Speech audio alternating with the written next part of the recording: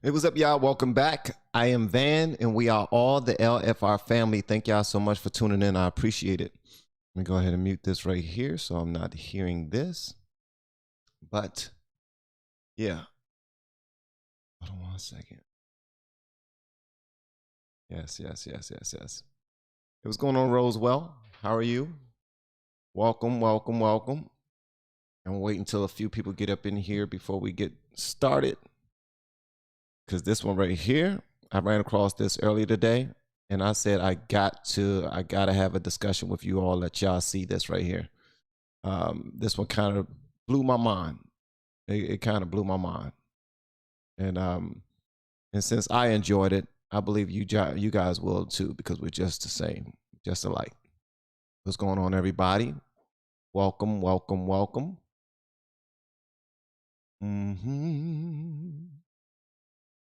Yes, sir.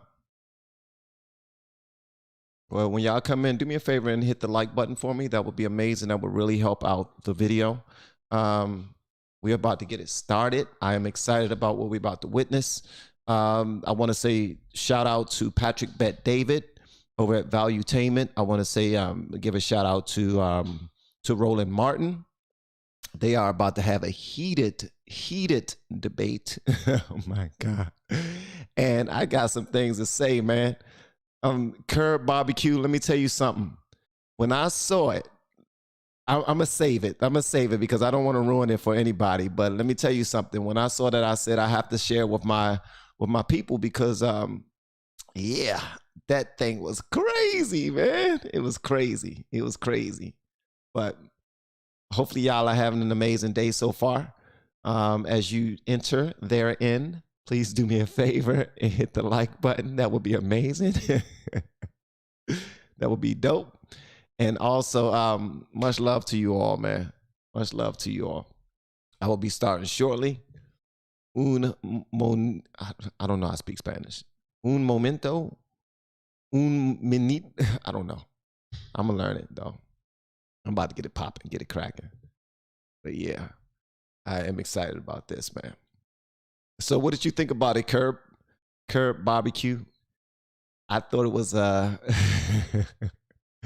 thought it was first of all, I think Roland has a brass pair for going up against Patrick Bet David. Now, a lot of you probably don't even know who Patrick Bet David is yet, but you're about to. I've been paying attention to this guy for the last couple of years, and thank you so much, Sonny Vega. I really appreciate that. Thank you so much. That's so very nice of you. Thank you. I appreciate that. Un momento, por favor. Uno momento, por favor. Sonny Vega, thank you so much for that. For helping to fund what we're doing over here. I really appreciate that. Thank you. Joe Reyes, what's up? Shout out to Joe. All right. So we're going to get it popping in a minute. Yeah, this is going to be cool, man. Oh, man. So when I'm driving and I'm with my baby girl, or I'm with my wife, whoever I'm driving with, most times I don't even listen to a whole bunch of music. I mostly listen to podcasts. I will listen to YouTube channels where there's a good, healthy debate going on. I will listen to books. I listen to a lot of books, good books, like really good books. I just now finished this book called Unscripted. That was absolutely phenomenal. And now I'm locked into a bunch of things where I need to be, because in my direction where I'm headed, it's imperative to arm myself mentally, intellectually, so that I'm ready and so that I'm capable of leading and helping people do some amazing things. Shay Brown, good morning. Angel, good morning. Lisa, good morning. Craig, good morning. What's up, gang? What's up? I want to show y'all something. Do not leave. Do me a favor, hit the like button as you pull up. Hit the like button so we can send this bad boy over the top, because I want to show y'all something that I saw today. It was a really healthy debate. It ain't going to be all super political. If you think that, it's not that at all. It's actually opposite of that. Well, it's not opposite of that because there is some political parts of the conversation. But the only reason why I mention that is because I don't want anybody to feel like they're about to be overwhelmed or beaten ahead with political this, political that. That's not about to happen. What you are going to witness is two individuals, two very intelligent men, have a debate, a healthy debate, healthy conversation about not only critical race theory, but the culture of Black America, the culture of America itself, the culture of Republican versus Democrat, police versus citizens. You know what I mean? It's all encompassing. It's all encompassing. Do me a favor, please. When you join, please hit the like button. That would be amazing. It really helps out the channel, the algorithm, all of that. All of that. All right? Yeah. And if I get stuck, please let me know. If you don't hear me at all, that if you're not hearing me that good, please let me know. Love of Jesus and humanity. Good morning. Jeff, what's up? I got 5 minutes till I have to go back to work. Well, thank you for speaking. I appreciate you. Now go ahead back to work. Go ahead back to work. I don't want to hold you. This will be up later. You can come back and look at it. All right, so I'm about to go ahead and get started, man, because this joint right here is crazy. And again, I have the link below for anybody who don't have time to hang out with us and you want to see it directly from the source. Valuetainment's link for this exact video is right below. It just came out probably like a good, I don't know, an hour and a half, 2 hours ago, something like that. And and Raymond, I'm glad you're here, brother, because I want you to really see this for real. Raymond's a young man with a whole, very intelligent, a lot to say, a lot to add to the conversation. And I love that. I love that when the young people get in the conversation. See, when the young people, I'm 27. You're young people, man. You are young people. But let's go ahead and jump into it. All right, so please do me a favor, hit the like button. If you really enjoy what you're watching later on, please consider hitting the subscribe button, sharing this on your social media platforms. I added more information inside of my descriptions for anybody that's considering starting a channel or considering, I don't know, doing something online. Maybe you're building yourself up saying, you know what, if he can do it, I can do it. If she can do it, I can do it. You know, I'm gonna actually try to throw my hat in the ring and all that other stuff. So I got some stuff inside the descriptions on the actual live on YouTube. We're live on YouTube and Twitch at the moment. Shout out to all of my people that's over here on Twitch. I appreciate y'all always showing up no matter when I go live. I appreciate that. The Sticky Icky 007, nice name. I appreciate that name. Not going to go into why. Been following you on YouTube for a minute now. I appreciate all the work you've been doing. Thank you so much. I appreciate you following me on YouTube for a minute. Sticky Icky ooh wee. All right, let's go ahead and get it popping, man. And make sure y'all do me a favor. Go to LFRFamily.com and ask me about Bang Bang Tea. Make sure y'all go and ask me about the Bang Bang a Tea. And again, I want to say thank you again for the cash for the cash chat, the super chat to Sunny Vegas. Thank you so much. I appreciate it. All right, hold on one second. My computer is, if it's lagging, my bad. You know what I mean? My apologies. It's just, I'm trying to figure this thing out over here. Okay, let's go and jump into it, guys. If I miss your comment, I'll be sure to try my best to get back to it very shortly. Okay, let's see here. Hold on one second. Let me change accounts right here. Yeah. Oh yeah. It's gonna get done, baby. It's gonna definitely get done. It's gonna get done properly. It's gonna get done properly. See, my messages wasn't catching up on another account.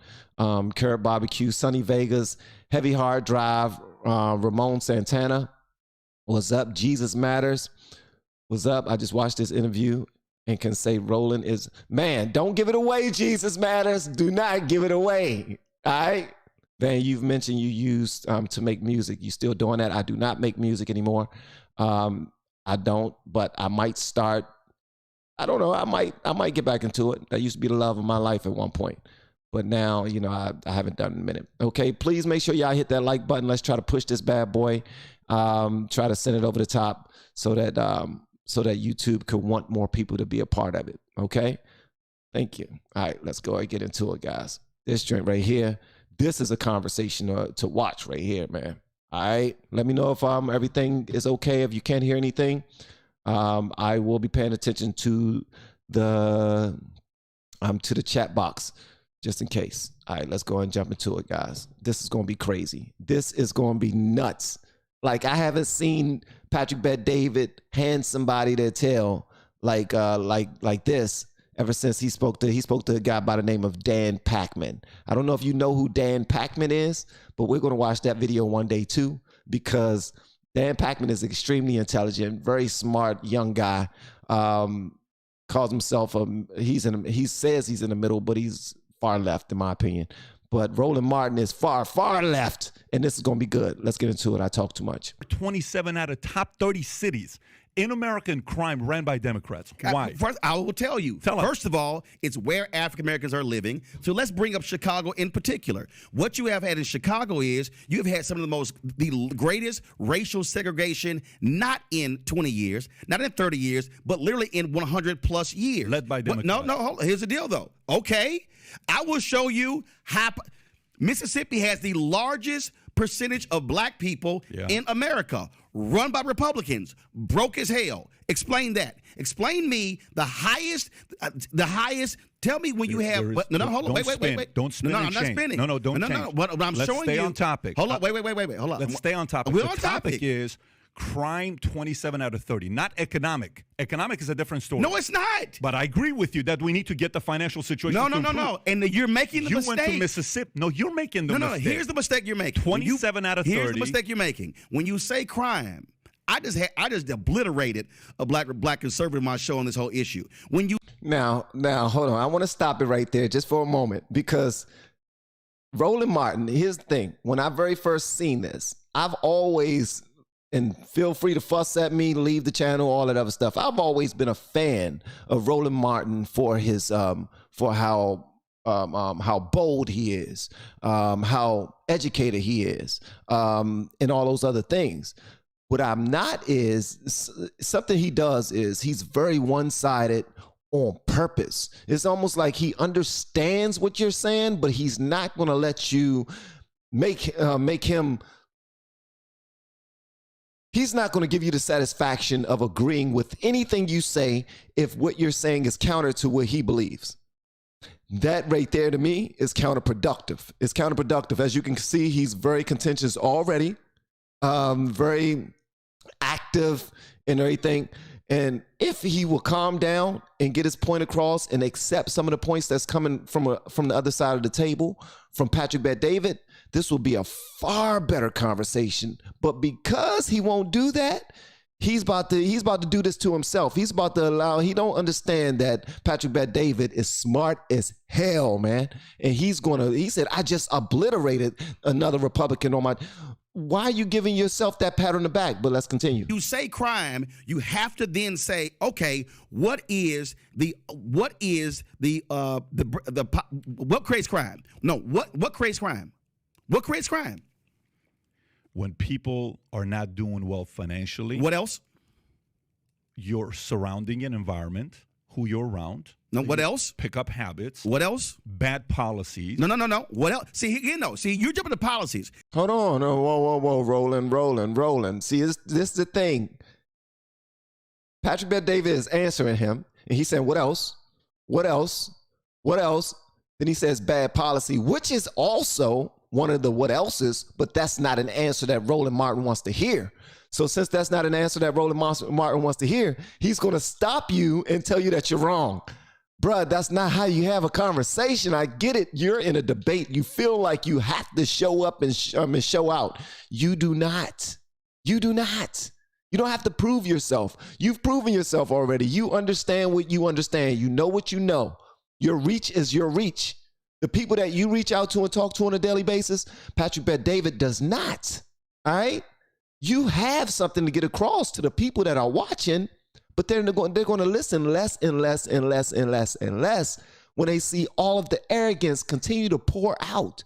So calm down a little bit and get your point across. But it is bad policy. Wait a minute. No. If I lead a company, Roland, the underpinning. Hold on, wait. If I run a company and I'm the CEO of the company, if the company improves or doesn't improve is based on my policies. I'm the head running the company, the department. If it doesn't improve, it's because of me. So let me. What else would it be? So let me lay it out to you again. Go for it. When you talk about what is the underpinning of crime, John Hope Bryant, founder of Operation Hope, this is what he said. He said, "Show me a community where you've seen a riot with a credit score of 700 or higher." The reality is, when you talk about crime in this country, you're talking about economics, you're talking about education, you're talking about housing, you're talking about health. Mm-hmm. That's true. That is true. I told y'all the brother's smart. He just gets emotional and then gives it all up. Let's go. Show me areas where you do not have high crime. I'm going to show you areas that don't have the same, aren't as compacted. That's first. What you have is, when you talk about crime in places, you then look at what are the numbers of people there, what are the pockets there, what are those communities, and how did those communities, how were they created literally not over 20, 30 years, but literally over 50, 75, 100 years. Now, that was Jim Crow. How many years does it take to change? What are you talking about? How many years does it take to create change? Roland, how long does it take to create change? First of all, you're talking to us about a black in America. How long does it take to create change? When you have had, walk through 243 years of slavery, 92 years of Jim Crow, and then you get to 1970 when you are technically fully free, you can't act like all of that before did not impact. The issues that you're having now have to do with not Democratic or Republican policies. It has to do with literally white supremacy and Jim Crow in America. We are still, to act as if we are still not dealing with that.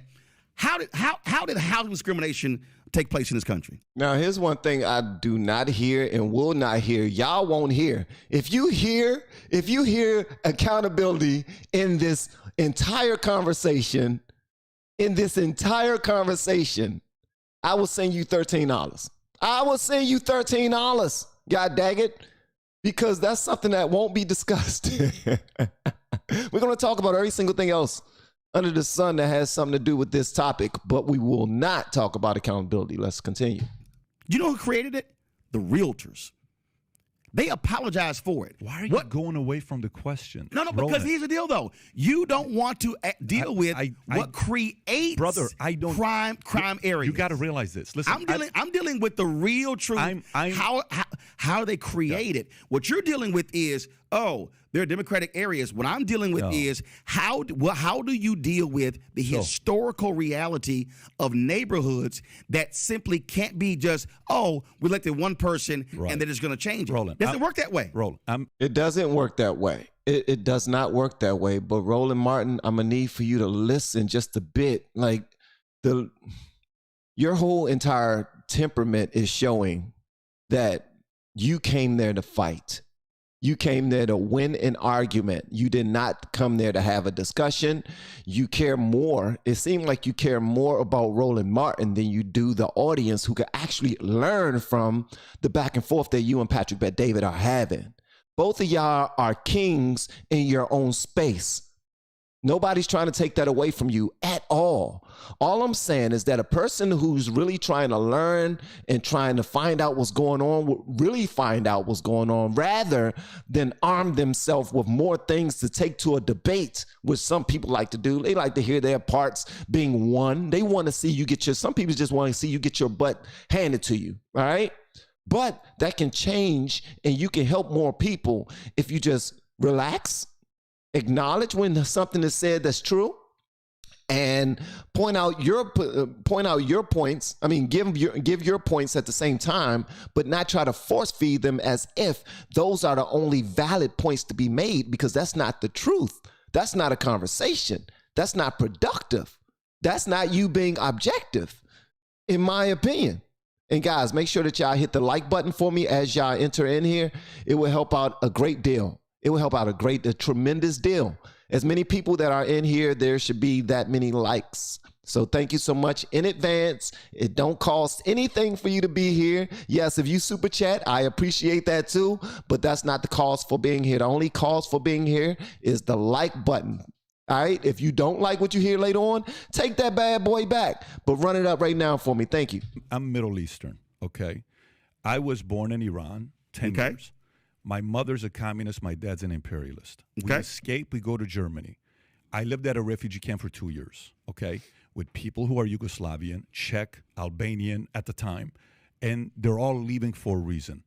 I come to the States, okay? I'm a welfare baby. I'm a food stamp baby. Okay. Just like Shout out to the welfare babies out there. I was a welfare boy. If you go and look inside of my merch, you will see that I have hoodies and I have T-shirts that says welfare boy because it's about me, my life, my upbringing, all that other stuff. But that's neither here nor there. Let's go. letting you know, my parents are divorced twice in 20 years. I'm going to Glendale High School. I have a lunch ticket I would sell because I don't have any money. I'm 6'1", 130 pounds. That should tell you the fact that we don't come from a lot of money.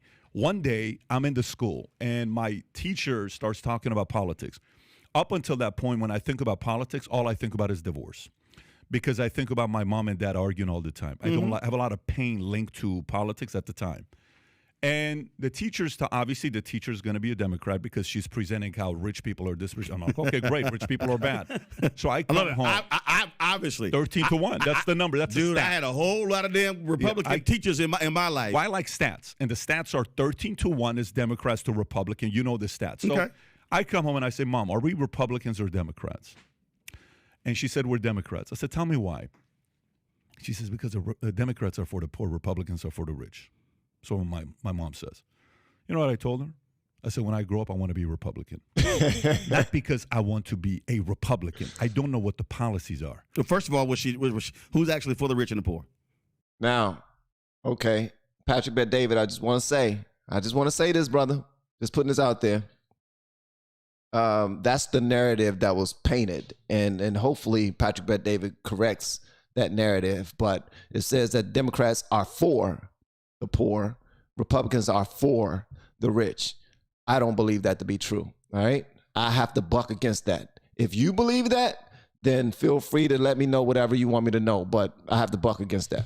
Who is for the rich and the poor? She said it. She said Republicans for the rich, Democrats are for the poor. Is that you say you love? Is it true or not? First of all, is it true or not? Whether that's true, statistically, more rich people are on the Democratic side today than the Republican side. But no. You say who are for, not who's rich, but who are they for the policy? But Roland, this is you. You're smart. No, your mom said it. I understand, but you're a smart guy, bro. Listen, when I watch you, you're not a dummy. You're very smart, okay? So sometimes John Maxwell says something very important that I completely held to myself. And every time I break this, I don't like it. He said the moment. Hold on. DJ Two Fingers says, wake up, Van. I get what you're trying to say, but know thy enemy. Bro, I want you to hang on just for a minute. Please don't leave. You specifically, do not leave, bro. Do not leave, DJ Two Fingers. Don't leave, because I need you to know who I am. Obviously, you have not seen me before. I need you to know who I am, all right? So we're going to talk a little later, but hang on. Don't leave. And guys, if you're here, please do me a favor and hit that like button. Let's go. The moment you learn sales and you learn persuasion, okay? The moment you learn the ability how to persuade, you, me, we learn how to persuade.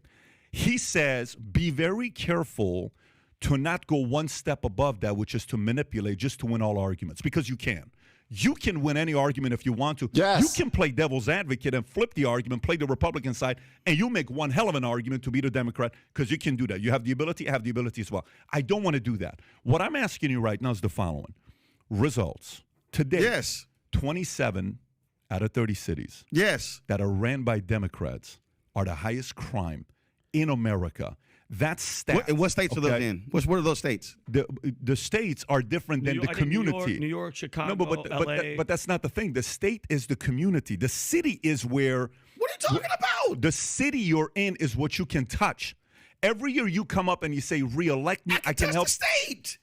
Listen, I am born and raised in Texas, Houston, Clinton Park. To act as if what? No. Oh, so then what you're saying is, let's stop voting for mayors. They're a waste of time. No, see, because they can't do anything. No, first of all, I didn't say that. Let me finish my thought. I am born and raised in Houston, Texas. Grew up in Clinton Park neighborhood. To act as if what happens in Austin does not have an impact on Houston is crazy. You're making excuses now. No, I'm not. You're making excuses. Okay, here's the deal, though. See, it's real easy to say it's excuses when I'm stating facts. And the point I'm stating is... That's not a fact. That's just an opinion. No, it's a fact. The state of Texas significantly has an impact economically, educationally on what happens in Houston. I don't think Roland Martin really understands that, bro, the first one to raise their voice loses the debate. That's neither here nor there, though. He's trying to tie in, and I don't think he's for the people either, DJ Two Fingers. That's not what I'm saying. I actually believe that the brother is extremely intelligent. He goes over the top for the people that he decides to represent. We look at the white man and the government and the police being the ones to target minority groups, whereas actually the people at the top, the black people and the other minorities like Alexandria Ocasio-Cortez, who are targeting minority groups because they're like, oh, they support me, I'm going to feed them anything and whatever they want to hear in order for them to keep on padding my pockets. That's the people that do these things. I get that. I still don't call them an enemy. I think that there's a lot of room for improvement. I don't give a damn how old you are. You can still improve yourself. That's the only reason why I'm saying right now that this dude can do a lot more good if he just relax and have a conversation with Patrick Bet-David versus trying to yell and go back and forth that way. That's just me. I'm more of a peaceful type of person. People know that. All right. That's just naturally who I am. It's not naturally who I am, but it works for me. It helps me in my day-to-day life. So, you know what I mean? Yeah. That's a fact. Yeah, but as somebody who as a kid traveled with my mom to rallies and events with the Metropolitan Organization and the state capitol, I understand. Did you grow up rich? Who? Did you grow up rich? No, my parents didn't even go to college. How are you rich then? What do you mean how? How are you rich? Here's how. How are you rich? No, here's how. Yeah. Answer the question, bro. You ain't got to say how. Here's how. I want him to explain this. Because first and foremost, the neighborhood that I grew up in it was one of the first master plan communities by HUD. What you had in my neighborhood was you had folks, first of all, I had mom and dad, one, who okay, that's nice. That's good to have. Also married who together. Also, hell yeah, they're still married, 56 years. Okay, he had his mom and dad in the home. They were married then, and they're still married for 56 years. Great example, great foundation in a home that they own. Let's continue. Who absolutely believed in education. Now, what I recognize is, so for me in my household, what my parents emphasized, never went to college. Then my brother went to Texas A&M. I went to Texas A&M. My sister went to Texas A&M. And so that was our house. What I recognize is that somebody who is next door or across the street or around the corner did not have the situation that I had. Now, I totally get that. What I don't do is be arrogant enough to say, well, I did this. Why can't you? Okay, that's the bullshit right there. That's the bull sugar honey iced tea right there. He's saying I grew up in the same neighborhoods as them, but in a more privileged upbringing with my mom, my dad. They were married. They taught us to value education. All of us went to the same university, Texas A&M. We grew up in a certain type of way, and we became successful. But what I'm not is arrogant enough. I'm not arrogant enough to say, if we can do it, why can't you? But everything about what you represent right now, bro, is arrogance. It's complete 100% arrogance. All right? You know how when they say, a white person, if a white person take a black person and say, oh, you must not have shoes on your feet, I need to make sure you have shoes. You don't know how to vote, do you? They don't know how to vote. You don't know how to get to the MVA, do you? You don't know how to get to the DMV so you can vote, do you? Okay, tell them that you're disenfranchised and I'm the privileged person. That's how Roland Martin treat black people, and he don't even understand that that's what he does. That's what he does. He keep trying to say, I'm not arrogant enough to say if you can do it, I can do it. No, but I am disrespectful enough to constantly remind you of what you don't have, what you're not capable of, the environment you live in that's placed you in a position where you cannot thrive. I'm the one that's going to do that because I look like you. And it's okay if I do it, but it's completely horrible if somebody of another race does it because they are disconnected. Bro, you are disconnected. And that's the part I'm trying to get across, man. Because I understand that not everyone has the exact same setup, the same situation. What I'm talking about, and this is the, again. But why not give that story of inspiration to say you can get out of it? First of all, you say, why not? Why I'm not? sorry. You clearly have never watched my show when what I talk about consistently are these very issues. I don't sit here and go do doom and gloom. First of all, every single Tuesday on my show, I feature actual black-owned businesses. Okay, this is something that people do when they're losing, so they want to give you a positive side of what they do on the opposite, but you do feed doom and gloom. That's what you do, man. Every single Wednesday, I feature African Americans who have tech companies. I love that. Every Friday, I actually feature something called Education Matters, folks who are in the education space, school choice. I got HBCU Connect, so I do all of that. But one second. But you know why I said that? Let me tell you why I said that. Because you said, I'm not the one that says, look at me, I got out, so can you. That's what you said. No. That is what you said, bruh. No. Here's why I say that. Because it is arrogant when, as an individual, I'm assuming everyone else's situation is the same. That's first. Two, it's also arrogant to then not actually study and look at how, from a macro level. See, you're describing a micro level. So he believed that he's looking at it from, I can touch you, I talk to you, I hug you, I see you. I'm studying it. I'm studying people. Bruh, you are looking at people as a scientist, bruh. You are studying human beings. He is like, oh, I can touch him. I can feel him. Let's talk about exactly what you're dealing with. No, you can't come to my house. Don't come around my way. Don't ask me for sugar honey iced tea. But listen, I want to know everything about you. So we can tell them. Because that's what makes me not arrogant, because I'm right here holding your hand in camera. On camera, I'm holding your hand. Outside of this, I ain't dealing with y'all. I don't want to have nothing to do with y'all. Because if you were smart, you would be like me. But he won't say that to them. You can always have that singular individual or this person or that person or this family. That's micro. What I'm talking about is macro issues.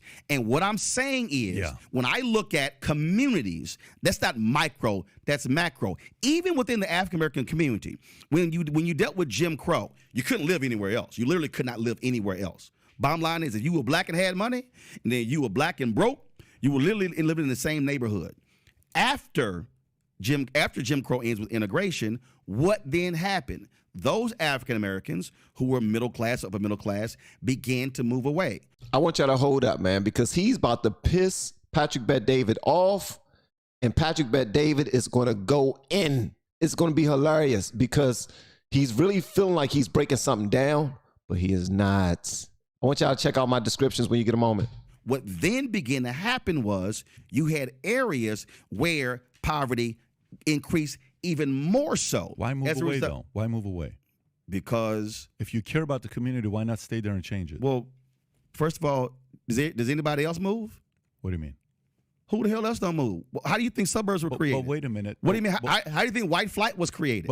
So everybody else get to move, but we can't move? But if you act like you care about the community as much guess as what? you do, stay but there. But hold on, but I'll answer your question. Do you know why? Because when African Hey, Roland, answer a question, bro. Americans were living in black neighborhoods, they also had economically depressed housing values, and the reality is they were not able to change it. Help change it. Are you serious? Yeah, I am. Okay, I'll give you an idea. Here's the deal. Are you familiar with Palmdale? I'm gonna need you to be drug tested. Seriously. Yeah. Do you even know today?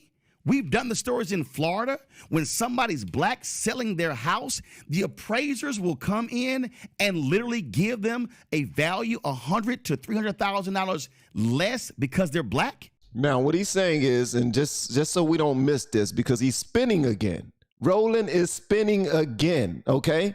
What he's pretty much saying is, well, Patrick Bet-David was asking him, yo, so if you care so much about these impoverished communities, which you claim to be out there stumping for on a day-to-day basis, how come you don't still live in those communities? How come, you know what I mean, when you got successful, you got up out of there? He said, Roland Martin's like, well, everybody moves. And plus, it would behoove black people to move because we are victims when it comes to real estate. And right now, he's about to give you a run of why we are victims when it comes to real estate. Doom and gloom, doom and gloom, doom and gloom. Every single move that Roland Martin has will be backed up by doom and gloom. But he says that's not the case. But he's trying to, I guess, give himself an excuse for why he got up out the hood. He's not saying that he got up out the hood because it's too bad around here, or because people won't change their mentalities, or because I want to make sure that my sugar honey iced tea is protected, nobody's breaking in my house, my cars. He's not going to say that, because then that will come off as disrespectful to the people he claimed to represent and put first. What he will say, though, is that in its totality, I mean, in its totality with the real estate market and how racial it is, black people will get $200,000-$300,000 less for the same house that a white person would get. So he's talking about something that was presented in a movie. It was a movie that came out not too long ago where when a black family was about to sell their house, they put a whole bunch of pictures of white people inside of there, acting as if it was white people that lived there so that they can get get the actual worth of the property. That's what he's talking about. Patrick Bet-David is not talking about that. He's like, man, we want to talk about the actual situation here.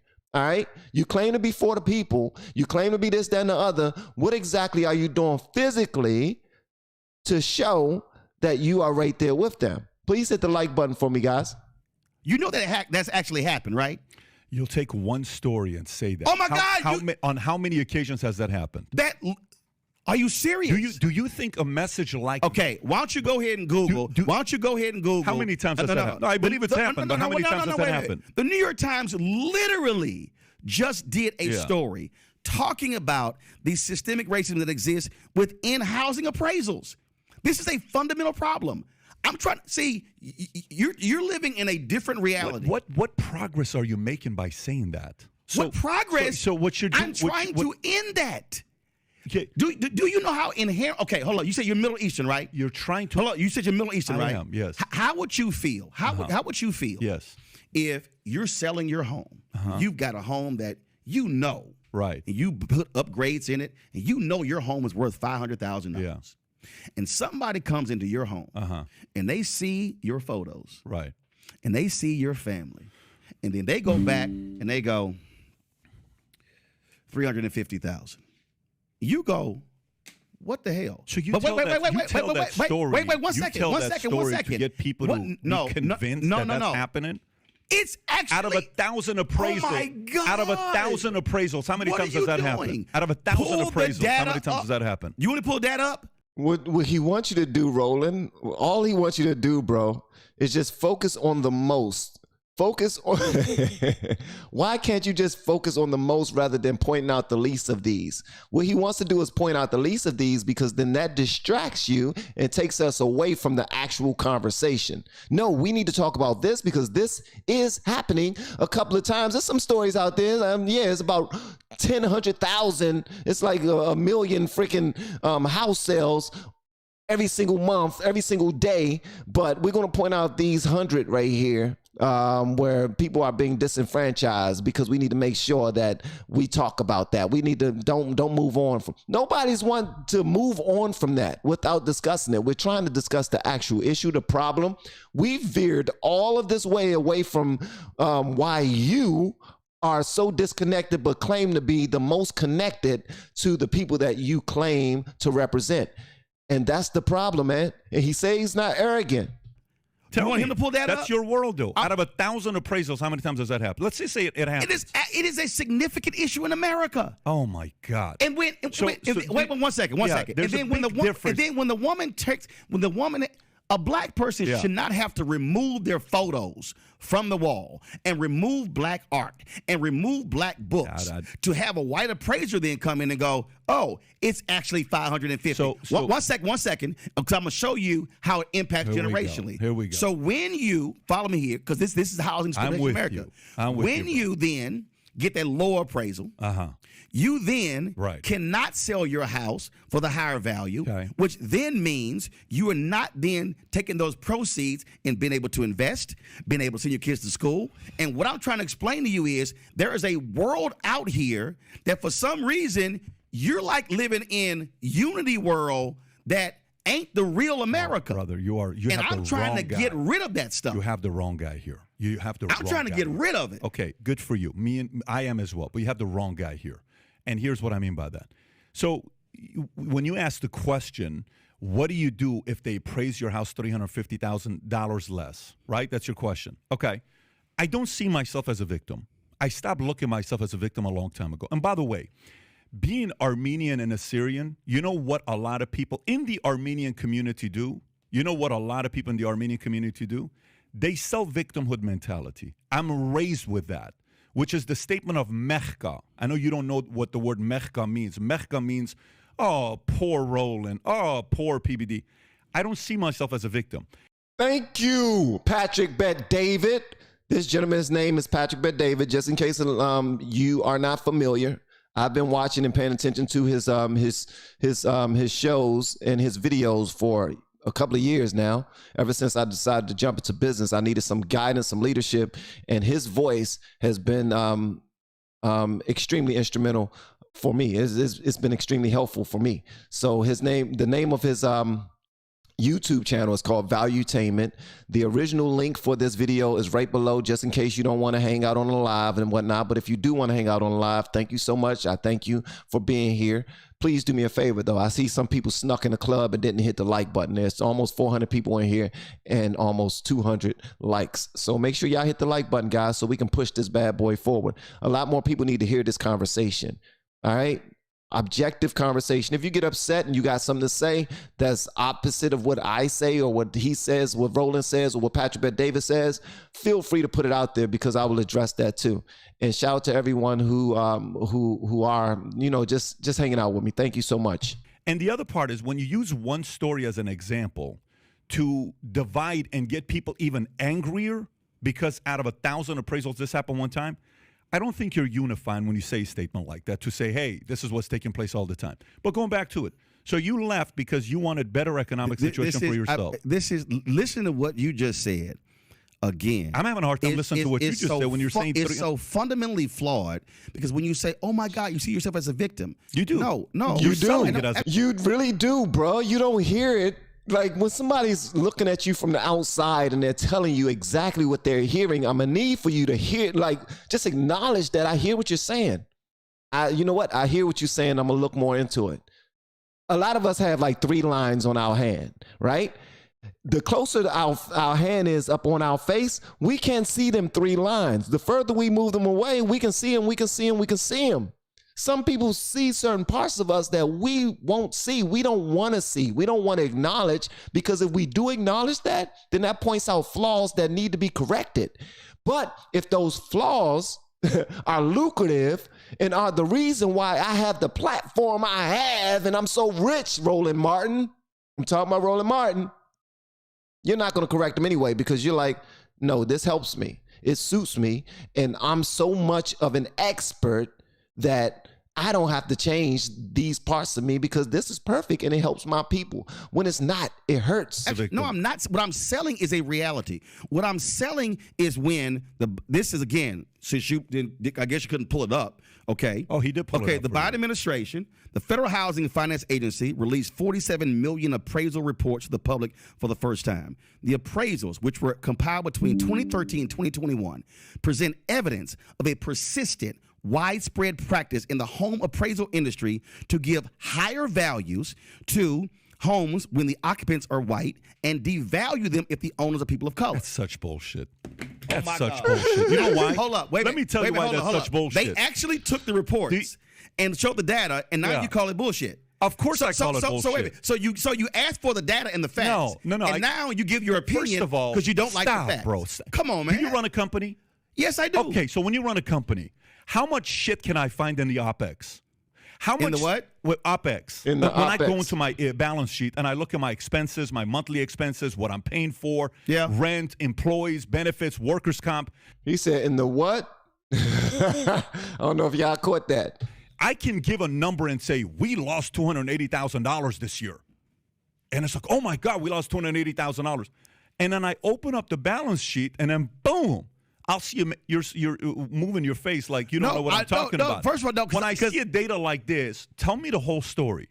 To jump to conclusion with something like this without seeing the entire story is ludicrous to make a comment like that. But analyzing the millions of appraisals by using census tracts as a proxy for neighborhoods and comparing communities with nearly identical housing stock, two researchers found that the results showed a clear correlation. The higher the proportion of white residents in each community, the higher the appraised value of individual homes. They compared similar data.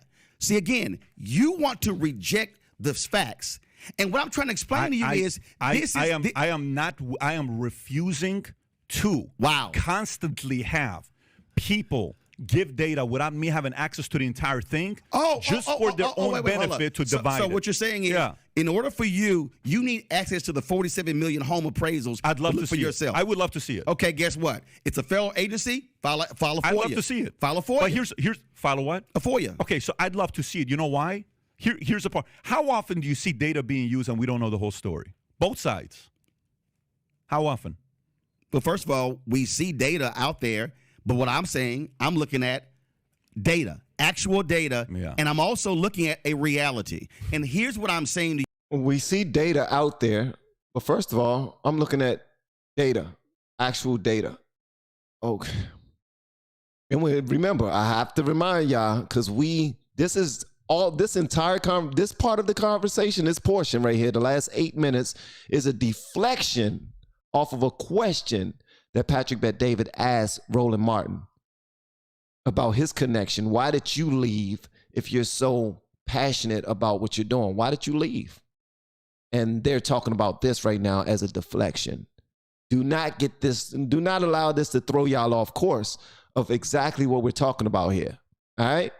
Roland Martin's alleged connection to the people and being the biggest voice out there for the people, quote unquote, allegedly. To you. And again, this is what for some reason, you're not fully accepting.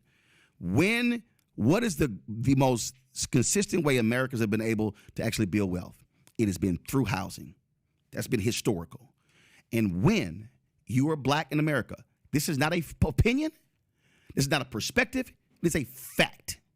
What we have seen is when you have been unable to enter the housing industry, meaning covenants saying you can't sell to black people, then when you actually buy a home and they've been grossly undervalued, that then limits you from being able to sell your home at a higher value and now take the profits and then create a business and then be able to send your kids to college. Okay, first of all, let me say this. I gotta say this, and listen, I'm gonna get back to this in a minute because we about to get back to the video in 1 second. Okay, all right. And yes, this is my ring light. No, I'm not editing it out. And you know, some people that got something to say, you know what I mean, that's your business. All right, so check this out. We are supposed to be talking about the impoverished communities and why their mentality is the way that they are right now and why they won't pick up and do what they need to do. Why are we deflecting so much right now that anybody that's joining this conversation will not even know what we're talking about? That's what we're talking about here.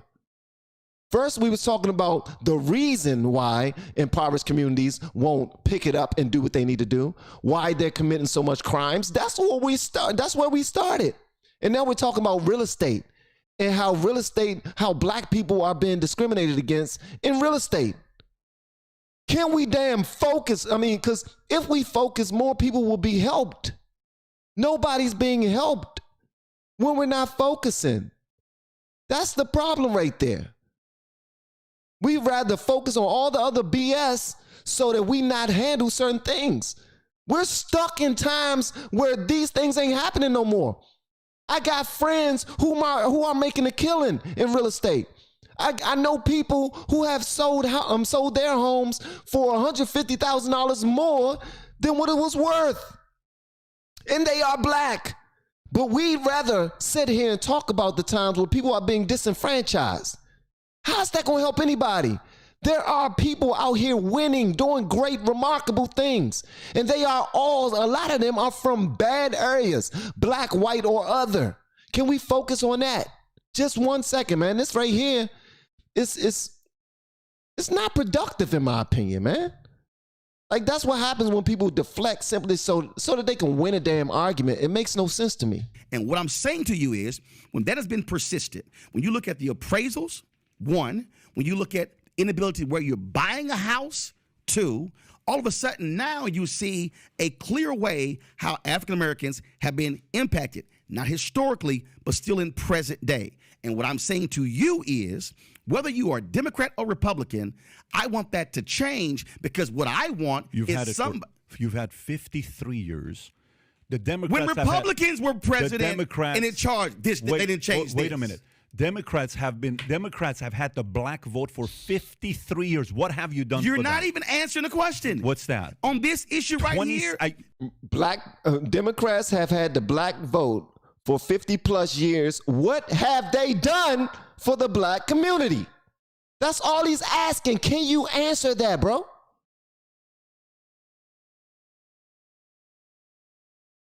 Can you answer that? That's it. He's like, no, we need to talk about this because this right here is the deflection I want. We need to stay right here. Let's park right here, please. No, goddamn it.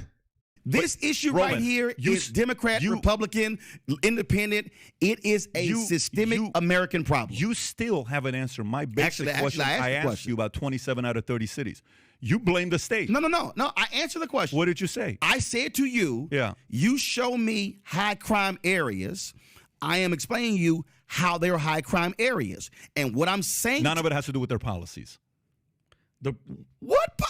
High crime cities in America, none of it has to do with Democrats running those cities. And you can't even name the policy. What policy? Give me 3 Democratic policies. The point is, you can't name the policy. This is your world. It's right. If I'm in the business world and you ask me a question... What about ending cash? Yes. And you see, hold on. Did y'all see that? I need for y'all to catch that. I got to run this back because Roland Martin literally looked away from him. He don't understand. He said, okay, you keep on bringing up policies, then name me 3 policies. Patrick Bet-David says, bro, I am in business. You are in politics. Please name me the policies that I've been asking you about the entire time. I've been telling you that it's been policies that have something to do with this right here.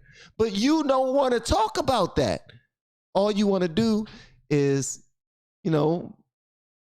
I don't know, try to throw your weight around, but that's not happening over here. What Roland Martin don't realize is that he's sitting across from a potential, right across the street from being a billionaire type of dude. This dude is official. Patrick Bet-David is official.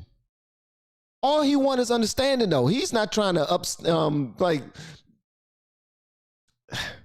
he's not even trying to win the argument. He just want to understand what's going on, bro. You claim to be the expert in this. Okay, give me your expertise. Watch how when Roland Martin cannot answer anything about the policy, he looks away. He's like, man, I'm just going to look over here. The policy? What policy? Give me 3 Democratic policies. The point is, you can name the policy. This is your world. It's right. If I'm in the business world and you ask me a question, well, Pat, ending cash bail, defunding the police, which is in our faces, refusing to prosecute categories of crimes, letting thousands of convicted felons out on prison release. So the prison population. So that right there. That's the reason for high. That's the reason for high. All right. So it is not hard to understand why reforms such as ending cash bail, defunding the police, refusing to prosecute entire categories of crimes, letting thousands of convicted felons out of prison early, significantly cutting the prison population, and other progressive ideas have led to massive spikes in crime, particularly violent crime, including murder, in the communities where those on the left have implemented them. Wowzers. Let's see what he has to say about this. Here comes a deflection. High crime in the last 20 years? No, I'm just saying that's the article from, what was that, from New York Times? You still haven't answered. No, I'm actually answering. Yeah. And here's the whole deal. First of all, when you talk about the issue of ending cash bail, that's actually only been very recent. 2, ain't no defund the police. The reality is you have seen a major increase in funding of police. Democrats defund the police 2 years ago for an entire year. That's a flat-out lie. There were individuals. You can say that with a straight look on your face. I can tell you right now, I have actually talked directly. So who came up with defund the police? Who came up with it? Activists did. Okay. So Patrick Bet-David says Democrats have been talking about defunding the police recently, and they just constantly bringing it up. And Roland Martin is saying, nah, we weren't talking about no daggone defund the police. It was only activists talking about this. Watch what happens right now. I want y'all to see this is like masterful deflection right here, bro. And Roland Martin, I wanted you to do better in this conversation. I really did. Because I thought that you would bring a side that needed to be heard from people who don't usually frequent your platform. I needed you to see that. I don't even frequent your platform. I don't even know what type of videos come from over there anymore, because when I tried, it was just so beat down and dark and just constantly trying to mess stuff. Somebody keep trying to call me from Utah. Right. And activists were Republicans or Democrats? They were activists. First of all, they hate both parties. You don't even talk to them. But I do. But the Democrats. He said, you don't even talk to them. I do. I talk to the activists who hate both parties. Those are the only people talking about defunding the police. Dude, that's disingenuous and you know it. But that's not going to stop him from defending that stance, because he does not like to be wrong. And that's the problem. People that don't like to be wrong, y'all are the worst conversationalists in the world. You are not productive. You're so far from it. You're on the opposite of that.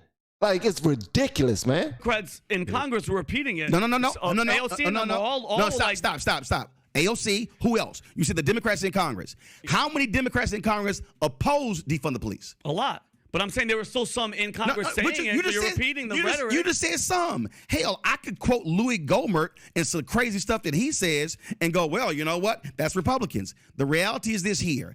Democrats, Democratic mayors, Democratic governors, and yes, Democratic president have greatly increased funding of police in this country. Ain't even a question. Regardless of that move of increasing funding, the question was, why are the Democrats with the biggest voices, regardless if it was voted in or not, the Democrats with the biggest voices have introduced this rhetoric that is now being spoken about often by activists. The people hear the activists, and then they hear confirmation from people who are actually in government, regardless if it was voted through. That's the problem, man. So you can holler, the Democrats defund the police when it shows they've actually increased the funding. Show the video. They've increased the funding. You asked for it. Yeah. You asked for it. Show the video. Which video now? Show the video I just emailed you. I just texted to you. Because who we got? Don Lemon, Charles Barkley. Democrats haven't said defund the police. He said Charles Barkley. He's talking about people who are just basketball players and regular ass people who are black. No, that's not. Charles Barkley is not even a Democrat. I don't even know why he would even bring that up. Charles Barkley ain't no Democrat at all, because they would never I didn't say that. No, you said Democrats haven't said it. Activists said that. Your word. No, you said who created the phrase. I said it was activists that created the phrase. Who came up with the concept of defunding the police? Activists did. And then which credible Democrats are defunding the police? There were some Democrats. No, not some. These are some heavy-duty ones. No. Make it bigger. No. Make it. Yeah, now you're saying there's some. Listen to this. I want y'all to see how Patrick Bet David break this down. When Democrats control Congress, how many votes they had? Here you go. When Democrats control Congress, how many votes did they have? You like Nancy Pelosi? When Democrats control Congress, how many votes did they have?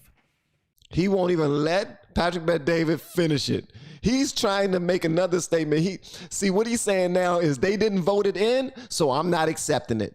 When that is not the rhetoric, that's not usually Roland Martin. If it's one person on the right, it could just be one Republican on the right that says something negative about disenfranchised people or about Latinos, about African Americans, about the Asian community, whatever community is disenfranchised, so to speak. It could be one Republican. If it's one Republican, Roland would say all of them feel that way.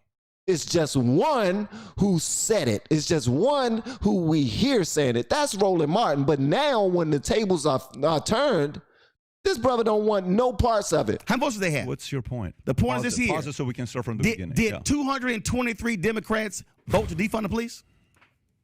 Here we go. No. Answer the question. Yes or no? I want you to see this. I want you to. You're asking. I'm showing you data because you asked for this. No, you're showing me some Democrats. Press play.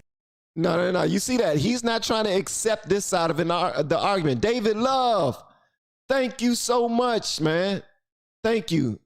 Thank you so much. I appreciate you you sending in super chat. That's so nice. Who spoke on not some. That's the most credible mental ones. Health issues or policing in schools and all the rest, that perhaps we can shuffle some of that money around. Suck it up. Defunding the police has to happen. We need to defund the police. Mayor Eric Garcetti saying he didn't even count Nancy Pelosi. He didn't count Nancy Pelosi. Take some of the money from policing, about $150 million. I applaud Eric Garcetti for doing what he's done. Not only do we need to No, that's two. No, that's two. Three. Two. No, that's only two. Dismantle the Minneapolis that's only two. Department. That's just So yes, defund your Same butt. person. Defund you. Yes, I support the reallocation of resources. Three. No, that's not defund. You're reallocating money. No, because I'm about to check you. Initiatives and social It's two. services. They are talking about five now. reducing No, it's not. the allocation of resources to that You're department. And I think defunding them. every You're single wrong. How's that citizen wrong? in this You're country ought to be wrong. I thinking want you about to the explain same that to thing. me. Yes, I support the defund. That's three. That's the keep gonna going. keep Three. going? Oh, Now, let me explain to you. How many more do you want me to play? No. So let me explain to That's you. five. No, it's three. No, That's keep five. going. You turned So your yeah, hand I mean, more the just spirit went of it, I So pause It's only it. three. Pause Roland, it. it kept By the way, going. It would kept you? going. Okay, hold if on, you- right there. if- What would does you- reallocate mean? Would you like me to Taking money continue away. this? No, it's no. Reallocating is Don't taking spin money again. No, you're wrong. You're wrong. Do you understand? Do you understand that in a significant number of cities in this country, Right. where you have policing who do everything, okay? You have in some cities where the police are handing out parking tickets, where the police are doing duties that had nothing to do with the streets. When you say reallocate, what that says is, okay, why should we have police handing out parking tickets? Why don't we have them doing the major function of fighting crime? Why don't we actually have this unit that handles that? That's called reallocation. When you talk about the issue of mental illness, You're spinning, Roland. No, I'm not. I'm stating facts. spinning. First of all, let me ask both of you a question. Have either one of you actually covered City Hall before? No. Don't. Here we go. All right, so he's about to establish himself as the political authority again. No. He wants to establish himself as the political authority, but he is clearly losing. Now, when he watched that movie, when he watched that video, he was waiting to hear only one word: defund, defund, defund, defund, defund. That's what he was wanting to hear. He only counted the people in the video who actually said the word defund, not understanding that they were all speaking the same exact language, supporting the same exact rhetoric. But he didn't want to, he would not buy into that part right there because it will make him look foolish. Now he feels the need, he feels it necessary to school Patrick Bet-David on hand-to-hand combat when it comes to dealing with politicians. I'm the only one that has done that. I'm the only one that can speak for that. I'm the authority in the room. I remember 5 minutes ago where you said, this is my field. So I'm going to really, I'm going to latch on to that right there. But I'm still not going to acknowledge the fact that you were right. I'm going to try to make it seem like, since I'm out there speaking to these people, that I'm the one that's right. I can't trust people like that. That's just me. Maybe you can. I can't trust people like that. I can't follow people like that. That's just me. Maybe you can. That's your business. You know what I mean? I'm not going to tell people who to follow, who not to follow. What I am going to show is when Patrick Bet-David said, bro, you spinning. You're spinning. You know when Chris Rock said, they spinning, nigga, they spinning. He was talking about spinners on mental illness. You're spinning, Roland. No, I'm not. I'm stating facts. You're spinning. First of all, it makes both of you a question. Have either one of you actually covered City Hall before? No. No. I'm giving you, you want facts. Here's the deal. I actually have been a City Hall reporter. I have actually been in the city meetings. When you talk about, why don't you just say you were wrong? Why don't you just say Democrats were wrong? Because I'm not wrong. Because you're wrong. No, but hold up, Roland. Wait a minute. Hang Explain to me reallocation. Hold up, Mr. CEO. Yeah. When you're in a company and when you reallocate funds from one unit to the other, are you cutting funding or are you simply adjusting? Why do you have a hard time just saying they said it? Why do you have a hard time? By the way, I actually counted three people who said the words defund. If you allowed it, you would have heard them saying defund the police. Wait a minute. I literally heard Nancy Pelosi say shuffle. I heard Kamala Harris say reallocate. You go, oh, that's defund. You actually have a reallocation of resources that exist in city government, county government, state government, federal government every single day. But for some reason, you don't want to deal with that. Yeah. Was it spin when I told you that Democratic mayors and governors and the president, they've greatly increased police funding? Why? Hold up. Can you acknowledge that as a fact? Roland, hold up. Can you acknowledge it as a fact? If I sit with you and you can't acknowledge. Can you acknowledge as a fact? And you can't acknowledge that your side of the party. It's not my side. Support it. See, that's right there. See, you're yelling your side. I'm not yelling my side. I'm a registered independent. Here's the whole deal, though. First of all, in Texas, I don't have to register as anything. You still are not going to acknowledge the fact that the defund the police concept was brought up by and activists. Constantly reaffirmed by some of the most powerful Democrats in America. The Speaker of the House said in America, shuffling of funds. That is not defunding. If you would have... The Vice President, Kamala Harris said reallocation. That is not... But Ilhan Omar said not only defund, she said dismantle. If she's a member of Congress, how many people are listening to that? Stop. That's one member of Congress, right? Oh, but you want to let the whole thing play. There's a 7-minute video. You want to let the whole thing play? First of all, show me... Here's the deal. Show me 218 who defended that and actually voted for it to happen. Please. You can't. You know why? Stop. Because they didn't. This is where credibility is lost. What are you talking about? Credibility is lost if this is utterly hilarious. I am stating an undeniable fact. Understand. Democratic mayors, Democratic governors, Democratic president. Raising your voice doesn't validate your argument. Has increased funding. Yeah. Did you hear that? Patrick Bet-David says raising your voice does not help you to win the argument. It does not. You're just raising your voice. That's all you're doing is just raising your voice. You're trying to spin things and it's not working. Listen to this. This is where credibility is lost. That's the part two. He said, this is where credibility is lost. When you're speaking to somebody who's not able to acknowledge when they're wrong, that's when credibility is lost. We can't even talk anymore. Like, we'll talk for the sake of the show, or we'll change the subject, but for this particular subject, we done veered off so far, it's crazy. we first started talking about crime in impoverished communities and why that mentality has not shifted or changed. From that, we went way back to slavery and Jim Crow. And then to how real estate is disenfranchising black people. And now we're talking about defunding the police and the difference between reallocating, reshuffling, and all this other stuff. We still have not handled the topic at hand. That was the most important part of it. So now we're back talking about the police passing out, giving people tickets.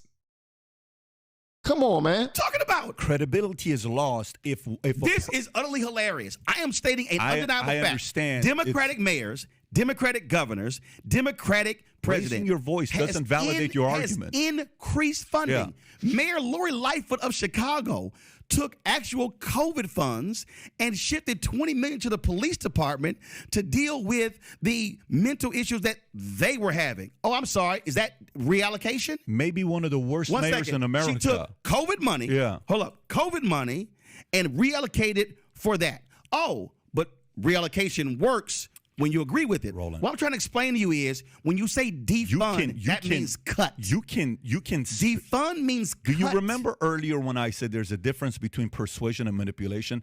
You can spin any argument. I'm not spinning. You're very good at debating. You're very good at raising your voice, interrupting all that stuff. No, I've watched you for years. I just think it's hilarious. But what Patrick Bet-David, honestly, I don't even think he deserves that compliment anymore. This is not good debating.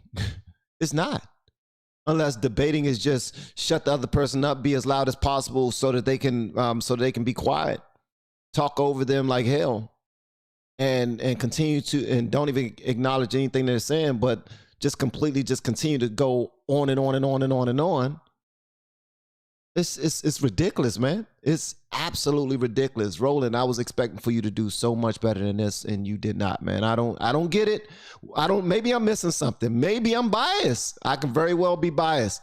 Please let me know, guys, if I'm biased. But that both of you will say that the Democratic Party has supported defund the police when the fact of the matter is the Democratic Party came up with the idea of defunding the police, and you're wrong, and they supported it. You're actually wrong. You've not heard Republicans say defund the police. You've not heard. Actually, you're actually wrong. In Senator Tim Scott's policing bill that he released in 2021, in the bill, I will happily send it to you. Okay, so he's saying Tim Scott said that he wants to defund the police. What he's about to do is pull up some evidence where it's not even going to say that. What did he say? He actually said. What did he say? You want me to read it? I want to hear it. No, I'm going to read it. Hold up. Let me guess. He said reallocate. No. That's not what he said. Because, see, what you don't understand is. But here's what we're going to do. No. Hold on. When the George Floyd Justice Act. Play the entire When the clip. George Floyd Justice Act Play failed, the entire clip. I literally sent this. I sent this to Senator Tim Scott, and he didn't answer my question. When we were running for office. And I answered yes to that question. Did y'all see what happened? Patrick Bet-David got so fed up with him. Guys, y'all hit the like button for me, please. That would be amazing. Patrick Bet-David got so fed up with him just running his damn mouth. He said, you know what? Just play the entire video. Y'all work for me. Play the video. And they just started playing it while he just started talking. He just shut up. He's like, okay, all right. I was about to say something, but okay, I guess. Okay, I got to shut up.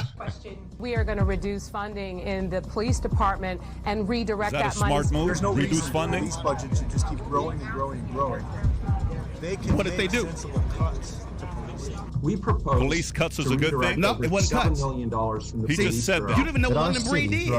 You don't know what she did in San Francisco. No, that wasn't a she. That was a guy. London Bree was speaking before her. In cuts. Rashida Tlaib tweeting, are cuts a good thing? No more policing, incarceration, and militarization. Police cuts are a good thing in these communities. If they're not doing their job. What do they say? Oh, my God. So you want fundamental. Right here. No. You said to me, oh, show me Republican. When Senator Tim Scott introduced his bill, okay, on police reform. This is one of the things that he did. When it failed last year, he went on Margaret Brennan's show, CBS Face the Nation. He said, the Democrats wanted to defund the police, and that was a bridge too far. In Senator Tim Scott's own bill, they actually said in order for police to qualify for these funds, laws will have to be passed on the city or the state level. Excuse me. Oh my God! So you buy that into defund the police, but we need to reduce it as now. See right there. You see what's happening? They spinning. Come on, Roland, you're spinning, baby. You won't even. You're so funny. You won't even listen, buddy. If there's anybody who doesn't listen, it's you won't listen. Senator Tim Scott said that they won't get the funds if laws don't get passed. That's defund the police. When the George Floyd. Listen, you're a master spinner. No. First of all, if you listen, I'm telling you what he did. He then, a year later, calls that same thing defund the police. And I literally, and if you want to see it, those are the text messages. You're so funny. I sent to Senator Tim Scott, and I said, Senator Tim Scott, please explain to me the difference between what you said the Democrats are doing, what you did. You just hurt your argument even more. What are you talking about? Because what you just did is validated everybody else what they just said. No. Yes. Because that means what Kamala said, what Nancy Pelosi said. They're all saying the same thing. Defund the police. And now they realize it was a bad idea. She did not say defund the police. Of course. He did not either. Oh, wait a minute. So you say what Kamala said was defund the police. Your argument, you just screwed yourself up. No, I didn't. You did. No, I didn't. Of course you did. No. Okay. Are y'all following along? Hopefully y'all are following along, man. Because right now they're so far off of the main goddamn topic, man. They're off of the main topic, and it's really getting on my nerves right now. It really is. It really is. Because he claimed that he was about to show him something in an actual, something that Tim Scott, Republican Tim Scott, actually said about defunding, that he actually said defunding. He said, oh, I'll show you a Republican right now. I'll read it for you right now. And then when he pulled up, it sounded just like everyone on that video that Patrick Bet-David was just now playing. Everything he said sounded just like what was being played on that video. Wow. I was specifically calling out Senator Tim Scott by trying to call something defund the police when they were simply proposing exactly what he did. You know what's the problem? Here's the problem, Roland. The problem is when I sit down with somebody with whatever thing they believe in, okay, it's specifically a lot on the Democratic side. It's specifically. It is a lot on the Democratic side. It is being a Democrat before their country. It is how they vote before America. It is, nope, I'm going to defend this because there's no way these guys going to say anything wrong with defund the police. It's being a Democrat before their country. They're voting no matter how it's going to affect anybody else. I can give a damn about anybody else. It's all about me. It's not about the rest of this country. It's all about me. I don't care how it negatively affects us in other countries. It's all about me. That is so true. And that's where you lose credibility. All you have to say is, you have no. Yeah, I don't acknowledge this. I don't support this. That's all you have to say. You have no credibility on this when you can't even acknowledge what reallocation means. You have no credibility when you can't even define that. When I have actually talked to mayors and city council members, and they have walked through how. When London Breed, when the policies have destroyed the cities. Here you go. We're destroyed the cities. Destroying the cities. 53 years Democrats have had the vote. When the mayor of San Francisco talked about the mental illness crisis in their particular city, and they said we need to be sending mental health folks out on calls and not always the cops. Now, we've seen numerous examples where that happens. What has actually happened in the last 30 or 40 years in Democrat and Republican cities and states in the country? We've seen a massive cut with mental illness. What is the greatest increase of incidents? No, I'm not. I'm stating fact. Yeah. What you don't like, what you refuse to acknowledge or accept, because you're stuck on Democrats have had it for 53 years. You act as I'm if. asking No, wait, hold up. You act as if in those 53 years, Republicans have never had power. You act as if Republicans have never had the House or the Senate or the White House. Okay, guys, we've been live for, and I said this, we've been live for, let me see, over 78 minutes. Have you heard the word accountability one time?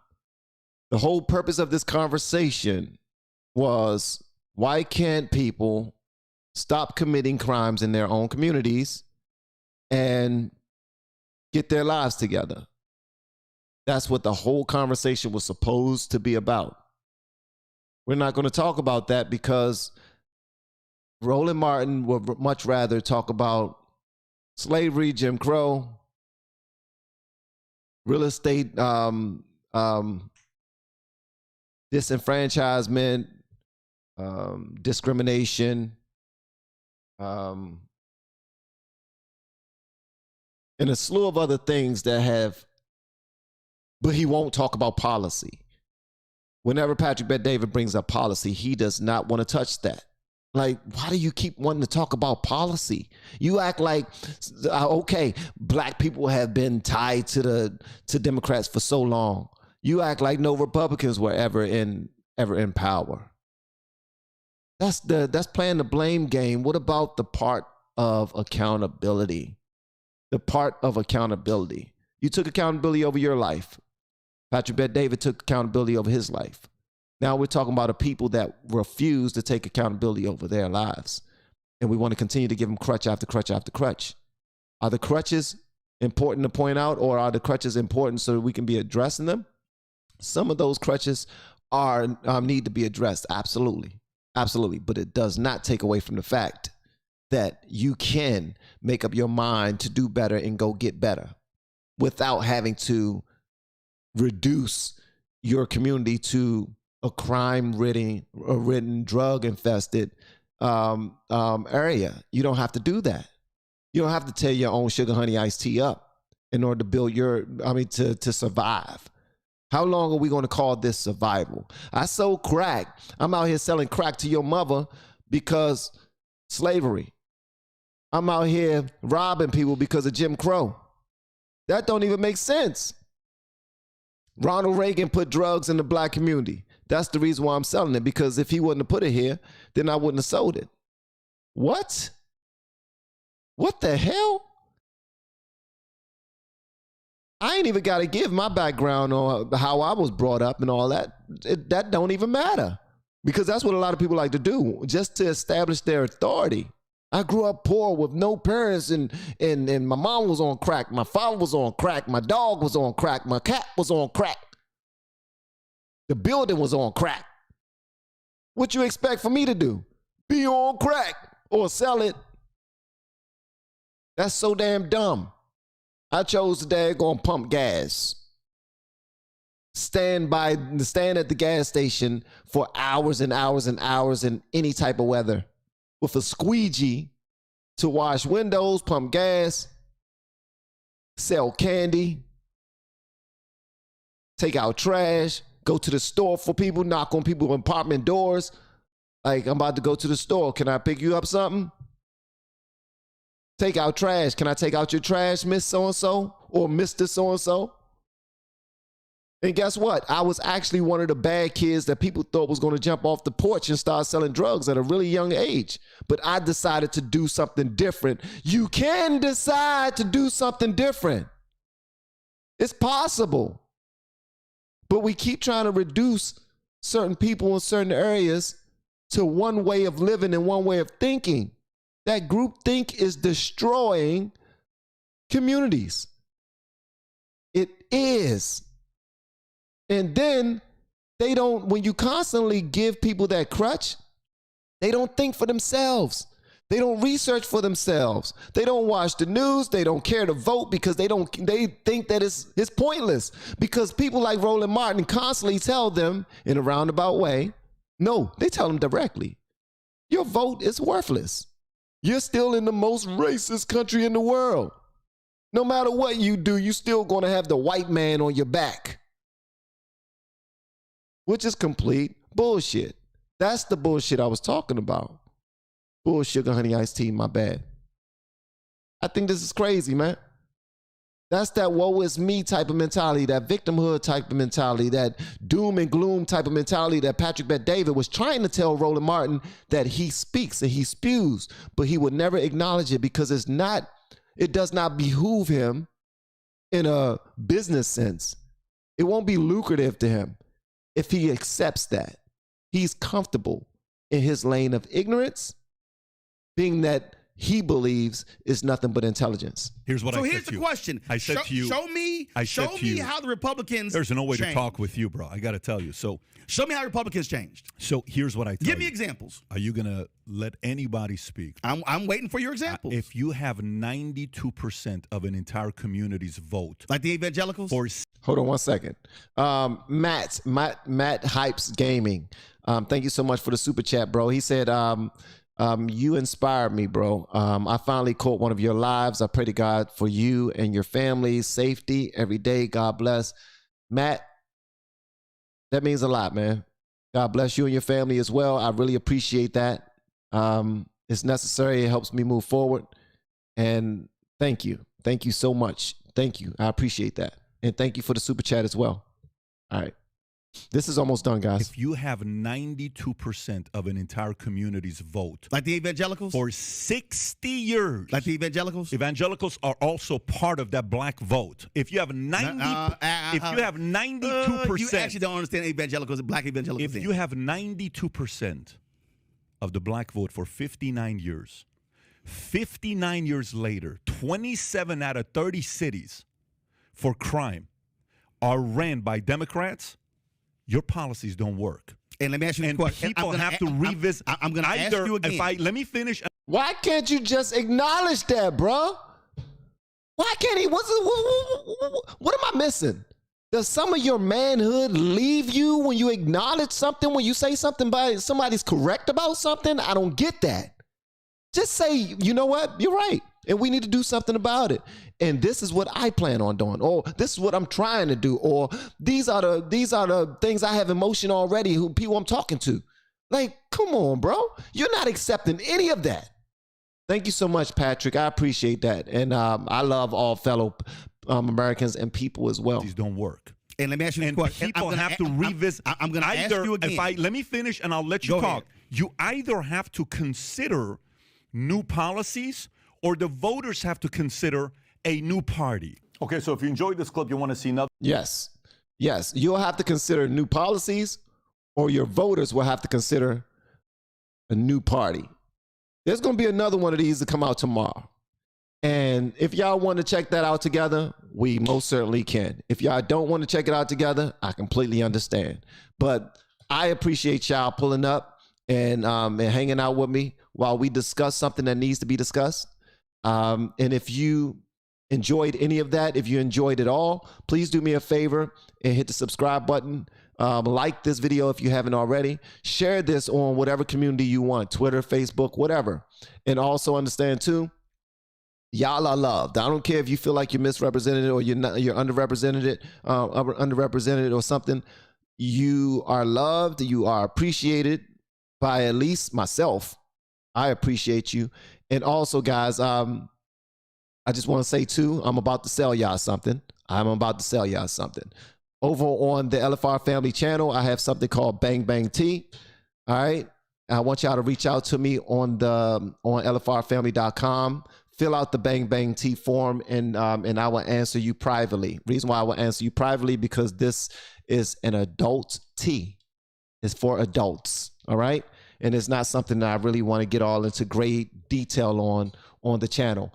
One last thing is I have moved over to coaching other people who are thinking about starting a YouTube channel, but I'm doing it a completely different way, more laid back way. It's for the people who don't know how to do a whole bunch of editing, don't know how to do thumbnails, who don't even know how to start a channel, who don't even have the desire to, but I know a great benefit to it because I started one and I got some things to tell and I got some things to show you to make it easier, more relaxing, less time out of your day to actually be a great YouTuber or social media influencer if that's what you want to do. So just email me at van.hall at lfrfamily.com and just put the word coach inside of the email, and I'll make sure I contact you and we can go forward. Hopefully y'all enjoyed this conversation. Thank y'all so much again for checking me out and being here with me.